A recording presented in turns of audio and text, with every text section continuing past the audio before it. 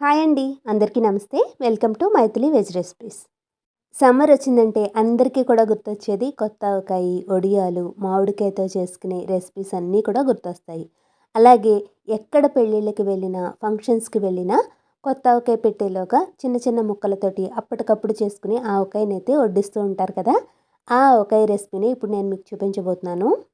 ఈ రెసిపీ అనేది చాలా చాలా ఈజీ. ఎవరైనా కూడా ఈజీగా చేసేయగలుగుతారు. మెయిన్‌గా దీనికోసం మనకి ఇలా పూర్తిగా టెంక కట్టని లేత మామిడికాయలు అయితే చాలా బావుంటాయి. అవి ఉంటేనే దీని టేస్ట్ కూడా కరెక్ట్‌గా తెలుస్తుంది. నేనైతే ఇక్కడ 3 టెంక కట్టని కాయల్ని తీసుకున్నాను. వీటిని బాగా కడుక్కుని తడి అనేది లేకుండా తుడుచుకున్న తర్వాత మిక్సీ జార్‌లోకి పావు కప్పు వరకు ఆవాల్ని, కొద్దిగా పసుపు, ఉప్పు వేసి మెత్తటి పౌడర్ కింద గ్రైండ్ చేసుకోవాలి. ఈలోగా మనకి మామిడికాయ కూడా తడి అనేది లేకుండా ఆరిపోయి ఉంటుంది కాబట్టి వాటిని కట్ చేసుకుని లోపల ఉండే జీడిని తీసేసుకుని ఇలా చిన్న చిన్న ముక్కల కింద కట్ చేసుకోవాలి. మీరు తినేదాన్ని బట్టి మామిడికాయని చిన్న చిన్న ముక్కలుగా కట్ చేసుకోవచ్చు. ఈ సైజులో కట్ చేసుకుంటే సరిపోతుంది. మరీ చిన్నగా కట్ చేయాల్సిన అవసరం అయితే లేదు. ఇప్పుడు మనం కట్ చేసుకున్న ముక్కల్ని ఒక మిక్సింగ్ బౌల్ తీసుకుని దాంట్లోకి కొలుచుకుని తీసుకోవాలి. ఈ కొలతలతో తీసుకున్నాము అంటే మనకి చూసుకోవాల్సిన అవసరం లేకుండా పర్ఫెక్ట్గా రెసిపీ అనేది వస్తుందన్నమాట. ఇక్కడ చూపిస్తున్న కప్పుతోటి నేను తీసుకున్న మామిడికాయ ముక్కలు 4 కప్పుల వరకు వచ్చాయి. ఇప్పుడు దీంట్లోకి మనం ఆల్రెడీ పావు కప్పు వరకు ఆవాలనైతే గ్రైండ్ చేసి పెట్టుకున్నాం కదా, ఆ ఆవాల పొడిని మిక్స్ చేసుకోవాలి. అలాగే పావు కప్పుకి కొంచెం తక్కువగా ఉప్పుని వేసుకోవాలి. ఉప్పు ముందే ఎక్కువ వేసేసుకోకూడదు. ఒకవేళ కావాలి అనుకుంటే తర్వాత చూసుకుని వేసుకోవచ్చు. అలాగే అరకప్పు వరకు కారాన్ని వేసుకోవాలి. నేను ఇక్కడ ఆడించిన కారాన్ని వేసుకుంటున్నాను కాబట్టి అరకప్పే వేసుకుంటున్నాను. మీరు పచ్చళ్ళ కారం వేసుకుంటే కనుక ఇంకొద్దిగా వేసుకోవచ్చు. దాన్ని బట్టి మీరు చూసుకుని వేసుకోవాలి. అలాగే మామిడికాయ పులుపుని బట్టి కూడా కారం అనేది పడుతుంది.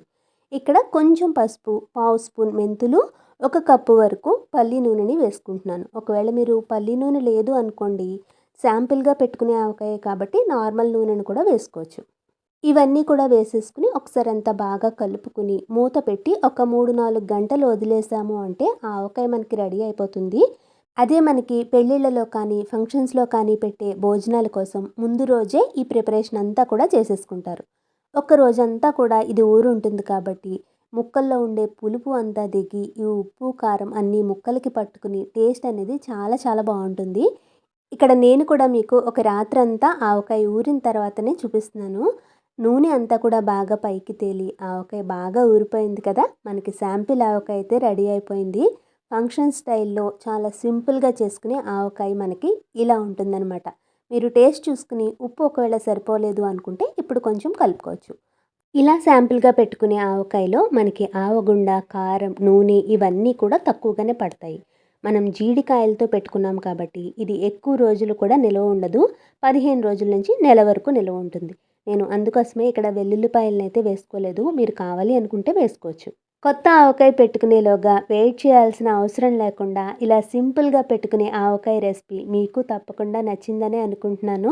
నచ్చితే తప్పకుండా మీ ఇంట్లో ట్రై చేసి మీకు ఎలా కుదిరింది అనేది నాకు మీ ఫీడ్బ్యాక్ని తెలియచేయండి. ఈ వీడియో నచ్చితే లైక్ చేసి షేర్ చేయండి.